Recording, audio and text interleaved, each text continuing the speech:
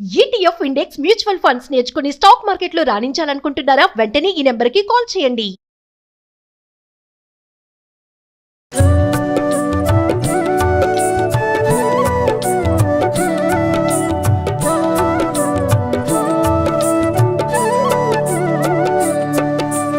ఓం లంబోదరాయ విద్మహే మహోదరాయ ధీమహి తన్నో దంతిః ప్రచోదయాత్.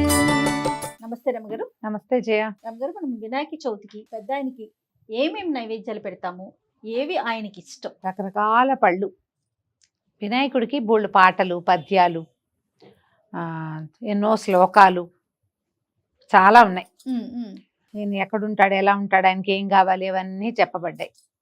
మనం ఒక్కొక్క కీర్తన తీసుకుంటే మహాగణపతి భజల పనస నారికేళాది జంబు ఫలములు ఆరగించమంటారు. పనస, నారికేళము, జంబు అంటే ఈ పనస అంటే పనస పళ్ళు లేదా పంపర్ పనాస పెడతాం. నారికేళం అంటే కొబ్బరి, జంబు అంటే నేరేడు. ఇవి ముఖ్యం, ఇంపార్టెంట్. అక్కడి నుంచి రకరకాల పళ్ళల్లో మనం అరటి పళ్ళు ఒకటి, ఏనుగుకి సాధారణంగా అరటి పండు ఇష్టం, అవును, అది పెడతారు. ఇవి 4 రకాల పళ్ళు. ఇంకా దానిమ్మలు కూడా, దానిమ్మ గింజలు అవి కూడా పెట్టచ్చు. వెలగ పళ్ళు కూడా నివేదన చేస్తారు అని చెప్తారు. కానీ మనకి వెలగ ఈ సమయంలో పచ్చివి కనపడతాయి, ఓకే, వెలగ పండుగ కనపడదు. ఉంటే అది కూడా సమయం పడుతుంది. అవి కూడా నివేదన చేసుకోవచ్చు. వినాయకుడికి చెప్పే ప్రఖ్యాతమైన శ్లోకాల్లో అటుకులు కొబ్బరి పలుకులు చిటిబెల్లము నానుబ్రాలు చెరుకుర సంబున్ నిటలక్షు నగ్రస్తుతునకు పటుతరముగా విందు చేసి ప్రార్థింతు మదిన్. ఇది చిన్నప్పుడు చదువుకునేవాళ్ళం. అటుకులు కొబ్బరి పలుకులు, బహుశా పద్యం కోసం పలుకులను రాశారేమో అనుకుంటా. కొబ్బరి ముక్కలు అన్నమాట అటుకులు. మామూలు మనం అటుకులు పెడతామా, అటుకులు కొబ్బరి పలుకులు, చిటిబెల్లం, బెల్లం చిన్న చిన్న ముక్కలు చేసి. అది నానుబాలంటే బియ్యాన్ని నానబెడతారు చేయ. బియ్యం నానబెట్టి వాడేసేసి ఆ నానిన బియ్యము నివేదన చేస్తారు. ఇవి పెట్టుకుంటారు. తర్వాత కుడుములు, ఉండ్రాళ్ళు, మోదకాలు. ఈ మోదకం అనేసరికల్లా అసలు నిజానికి మోదకం అంటే లడ్డు. గుండ్రంగా ఉండే ఖాద్య విశేషాన్ని మోదకం అనాలి. ఇప్పుడు ఈయనకి నూనె అవి ఇష్టం లేదు, అందుకని ఈ శనగపిండిని బూంది బట్టి, బూంది కొట్టాలంటే ఎంత నూనె, ఎంత శనగపిండి, దాంట్లో అది సోడా వేస్తే కానీ అది ఉబ్బదు. దాన్ని మళ్ళీ పాకంలో వేసి 2-3 రకాల పనులు. అలా కాకుండా ఈ శనగపిండితోటి కానీ, గోధుమ పిండితో కానీ, లేకపోతే మన ప్రాంతాన్ని బట్టి బియ్య పిండితోటి కానీ మోదకాలు చేస్తాం. కొంచెం నెయ్యి వేసి బాగా వేయించి, బెల్లము, కొద్దిగా ఏలక పొడి, ఓ సన్నగా కొబ్బరి ఏదైనా వేసేసి దాన్ని గట్టిగా ఉండగట్టి, ఆ కట్టిన ఉండని మళ్ళీ ఒకసారి ఆవిరి మీద పెట్టడం. సులువుగా జీర్ణమయ్యేవి, నూనె గినె వాడనివి, తేలిగ్గా అయిపోయేవి. వీటిని మీ గణపతికి నివేదన చేస్తాం. మనం ఏం చేస్తాం, రవ్వ కుడుములు చేస్తాం మన వైపు ఎక్కువగా. రవ్వ, బియ్యపు రవ్వని ఉడికిచ్చి దాన్ని ఉండగట్టి ఆవిరి మీద పెడతాం. తర్వాత బియ్య పిండిని అప్పాల పిండిలాగా ఉప్పి దాంతో కొన్ని పళ్ళెల లాంటివి బిళ్ళల్లాగా, కొన్ని ఏమో ఇలా చేతితోటి నొక్కి చేతికి గుర్తులు పడేలాగా. అది తర్వాత ఏమో పాల తాలికలు చేసే విధానం కొన్ని చోట్ల కనపడుతుంది. పాల తాలికలు అంటే బియ్యపిండే, పాలు బియ్యపిండి, కానీ అది వంటకమే.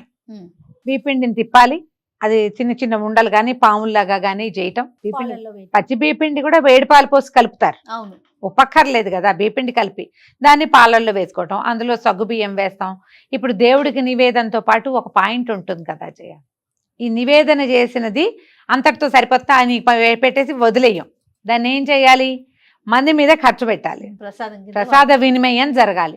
ప్రసాదం వినిమయం జరగాలి కాబట్టి ప్రసాదాన్ని సంతోషంగా స్వీకరించేలాగా, ప్రసాదం అని కళ్ళు మూసుకుని దేవుడాన్ని విషం మింగినట్టు మింగకుండా రుచికరంగా స్వామికి సమర్పిస్తే అంతే రుచికరంగా మనుషులు కూడా తినగలుగుతారు. దాంట్లో ఇంకా కొంచెం ఏలక్కాయలు వేసుకోవటము, మరి కాస్త జీడిపప్పులో, కిస్మిస్లో ఇంకొకటి ఏమైనా వేయటం, రుచిగా తయారు చేసి స్వామివారికి నివేదన చేసుకుంటే బాగుంటుంది. పచ్చి చలిమిడి చేసేవాళ్ళని చేయ. మా చిన్నప్పుడైతే బియ్యం పిండి, కొట్టిన పిండి, దాంట్లో కొంచెం బెల్లం వేసి, ఒక పాలు చుక్క పోసి, అసలు నీరు చుక్కేసి గట్టిగా తొక్కితే పాక చలివిడి అయిపోతుంది. చలివిడి చిన్న చిన్న ఉండ్రాళ్ళు అవే. ఎన్నేళ్ళలో పచ్చి చలివిడి ఉండ్రాళ్ళు పెట్టాను చెయ్య మేము. మా ఇంట్లో అలాగే పెట్టేవాళ్ళం. ఈ కుడుములు చేయటం నాకు వివాహం అయ్యాకే నేర్చుకున్నాను నేను. మా ఇళ్లలో లేదు. మేము ఈ పచ్చి చలివిడి పెట్టి దీంతో పాటు పెసరపప్పు, అదే ఏమంటారు వడపప్పు, పానకము, కొబ్బరికాయలు, విస్తారంగా కొబ్బరికాయలు కొట్టేవాళ్ళం. తర్వాత కొబ్బరి లౌజ్ ఒకటి చేసేవాళ్ళం.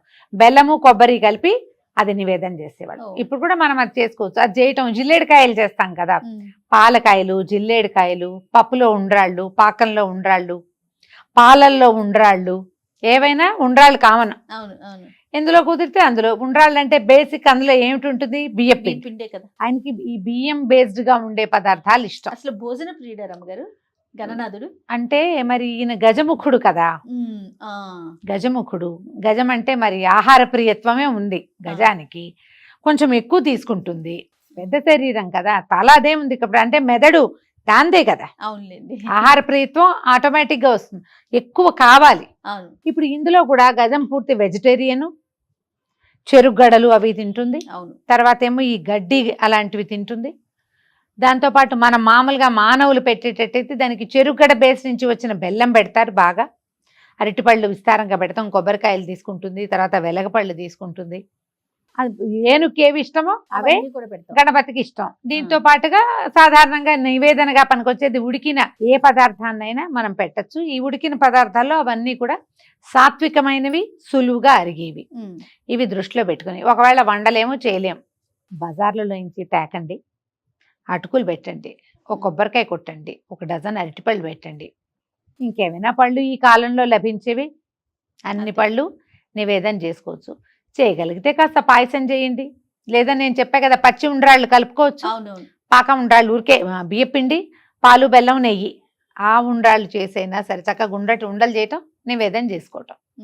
ఇంత మటుకు చేసినా చాలు. ఈ ఊర్లలో చేసేవి, లేకపోతే బాంబేలో చేసేవి, అక్కడెక్కడో చేసేవి, అవే చేయాలని ఎందుకు ఆలోచిస్తాం మనం?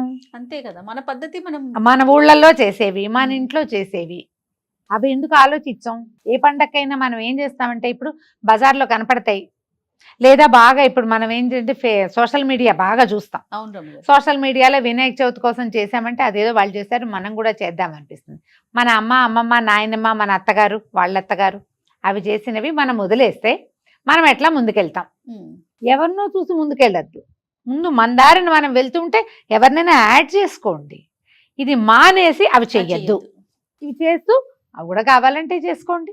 అసలు ఈ మోదకాలు చేయటము, జిల్లేడికాయలు చేయటం, కొన్ని వేల కొద్ది వీడియోలు కనపడుతున్నాయి జయ, క్లిప్పింగ్స్ చిన్న చిన్నవి, సింపుల్గా ఎలా చేసుకోవాలో పాత పద్ధతి ప్రకారం చేసుకోండి.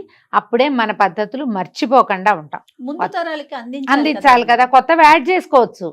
నేను ఎప్పుడు ఇదే మాట చెప్తా కదా జయ, అవును. ఎన్ని కొత్తవైనా పోయండి, ఏం పర్వాలేదు, కానీ బేసిక్ మాత్రం మందు ఉంచుకోవాలి. వీటిలలో ఏవి కుదిరితే వాటిని నివేదన పెట్టుకోండి, అంతే. మీరు అన్నట్లుగా ఏదైతే మనకి చేసుకుంటూ వస్తున్నామో అవి చేసామనుకోండి, మన నెక్స్ట్ జనరేషన్కి అది ఒక అవకాశం కింద ఇలా చెయ్యాలి అనే పద్ధతిని ముందుకు తీసుకెళ్తాం కదా రమ్మగారు. అవును, అంతే కదా. ప్రధానంగా ఆయన ఇంతకు ముందు కూడా నేను అడిగాను, భోజన ప్రియుడు కదా రమ్మగారు. అంటే గణపతిని చూసేటప్పుడు కూడా ఆకారం కూడా స్వామిది బొజ్జ ఫుల్గా ఎక్కువగా చూస్తాము కదా. అయితే ఇప్పుడు దాని మీదే కదా మనకి చంద్రుడి నీలాపనిందల కథ. ఆయన ఎక్కువ తినేసి నడవలేక కష్టపడి నడిచొస్తూ పడిపోయాడు, దండం పెట్టపోయాడు అమ్మా నాన్నని చూసి. పడిపోతే పొట్ట పగిలిపోయి పొట్టలో ఉన్న కుడుములు అవన్నీ కింద పడ్డాయట. చంద్రుడు చూసి నవ్వాడు. ఆయన నడవలేకపోతున్నాడని నవ్వాడా చంద్రుడు? పడిపోయి పొట్టలోంచి కింద పడిపోయాడు, బొకబర్లా పడ్డాడు, అందుకని నవ్వాడు. నవ్వడం వల్లే పొట్ట పగిలింది. అవును. పార్వతీదేవి కోపం వచ్చి శపించింది, ఎవరైతే ఈ చంద్రుడిని చూస్తారో నేను పాపిష్టివాడివి, నువ్వు చూడడం వల్లే నా కొడుకు ఇట్లా అయిపోయాడు, కాబట్టి నిన్నెవరు చూసినా సరే వాళ్ళు నీలాప నిందల పాలవుతారని చెప్పించింది. ఇప్పుడు అతి భోజనం ఎప్పుడు మంచిది కాదు కదా, అది ఎవరికైనా అనారోగ్య హేతువు, మోతాదుగా తినాలి. అందుకని వినాయక చవితి నాడు మనం బోల్డ్ అని నివేదనలు పెడతామని మన ఏం చేశారు, సులువుగా అరిగే పదార్థాలు పెట్టించారు.